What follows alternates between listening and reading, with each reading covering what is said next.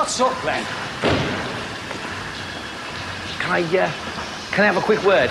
Don't tell me you won the pools and you can pay for the bathroom. Listen, mate, I've got something I want to talk to you about. I've only got half an hour of me dinner left. But it's not a problem. It's more like a proposition.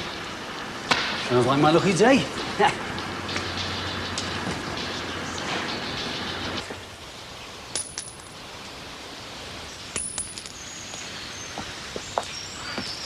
Gary, Oh, hello, Mr. Collins. what are you doing around here? I had to get the early bus. Why didn't you knock? I'm still early, yeah. I'm not supposed to be here for ages. You still could have come in. No, they said if I don't stick strictly to my times, I might not be able to come again. Well, you're here now, you can come in with me. I can't come until 1. If Mrs. McCackey found me out, she'd string me up. If Mrs. Mackay heard you calling her Mrs. McCackey, she'd definitely string you up. I'll tell Louise you're here. Who's winning? Me left hand. Have you seen this one? She's got a face as long as my granny's drawers. What's the problem? She says she's tired. She's come home to pick a book up or something. Katie, would you like to come round and play with Jessica after school? Katie! Katie, would you like me to put your pocket money up to £100 a week, love? Got me own work to do. Well, I don't envy you all that digging, Caroline. It's supposed to be good for you. Yeah, well... Bye, Chrissy. Don't go cutting any worms in half. You'll have our Sammy over to you. Bye. Katie!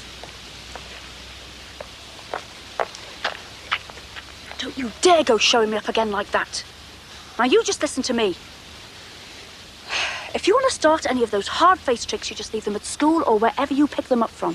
Now, you just show some respect next time.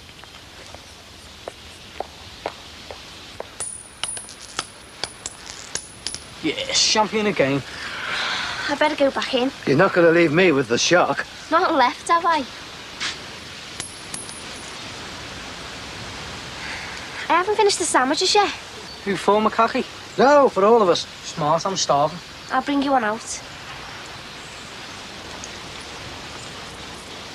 You're better than me. Come on, then, I'm losing my rhythm here. I haven't played this since I was a kid. Do you think it'll live, Doctor? I don't know, you know. I reckon its eyes are too close together. Well, go on, then. What's going on? Oh, let us finish this first. Hey, listen, mate. I'm missing cow pie and beans in the canteen for this. You can get us a bobber out of the machine, will you? I'm going to be all day with this. I'll never get any dinner at this rate. Listen, there's some change in my jacket. I'll treat you. I thought you were short of money. 13 pence. I'm not that short. Take sugar. In Bovril? All right. It's been a long day. Hey, Frank, here. Here. The maintenance lads have had a bit of a get-together, you know, outside work, unofficial like.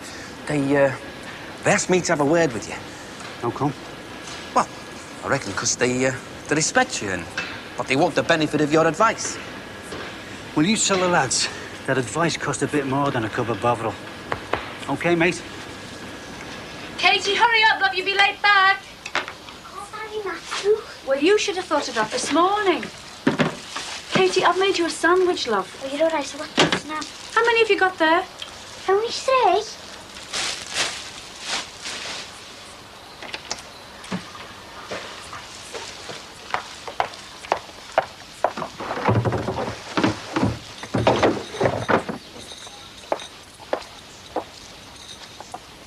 I'm just getting some change for me bus fare.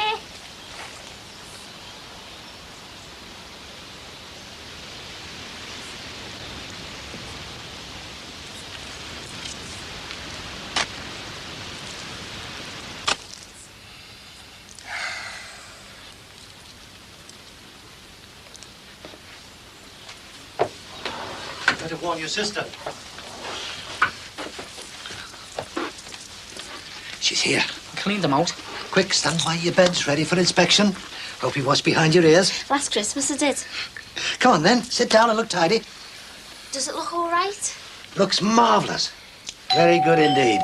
Did you do all this? Yeah. Can I have one now? No, wait. Never learned that off me dad, did you? Hello, Mrs. Mackay.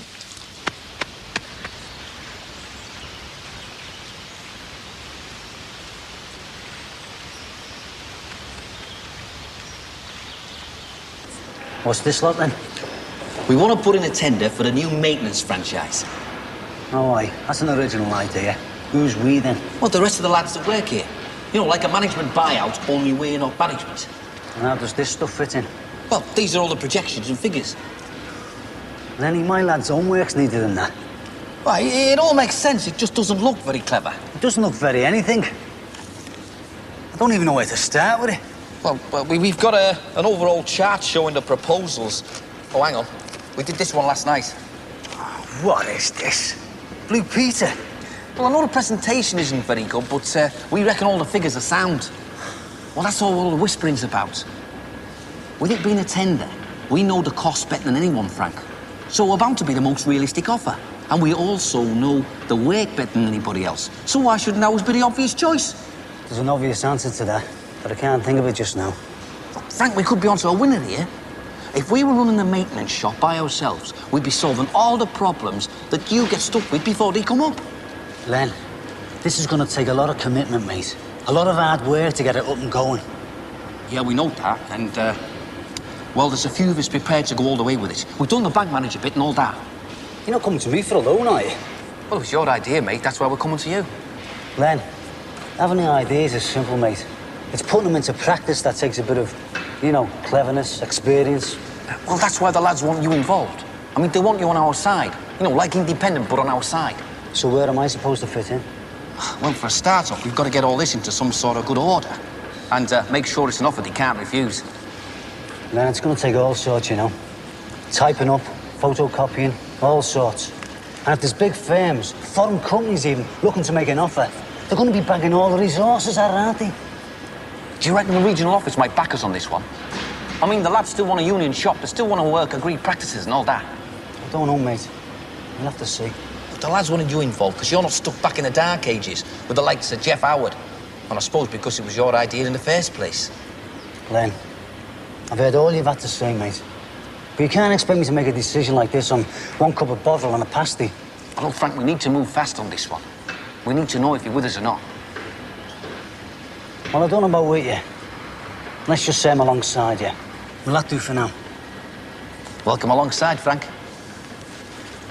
Hey, just watch that. This is excellent. I'll have to come for lunch again. Louise done it all, you know. Right, before we start, perhaps you'd like to tell me why it is that it took you so long to get round to seeing us. I came at the first available time. I did say that on the phone. Then can you tell me what sense there is in a system where volunteers can ask for the professionals for help and then to be told they have to wait for an appointment?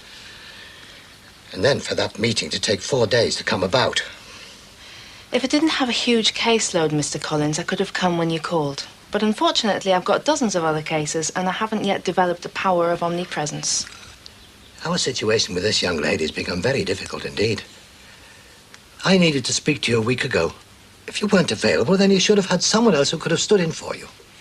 If you want to discuss the shortcomings of the Social Services Department, Mr. Collins, believe me, I could talk all day. But I think we'd be better off spending our time discussing this young lady. Better get on with it then, hadn't I? Sure. Go ahead. What I wanted to say to you last week, and even though it's a week later, my opinion hasn't changed. What I wanted to say was that I think we ought to think again about this business of fostering.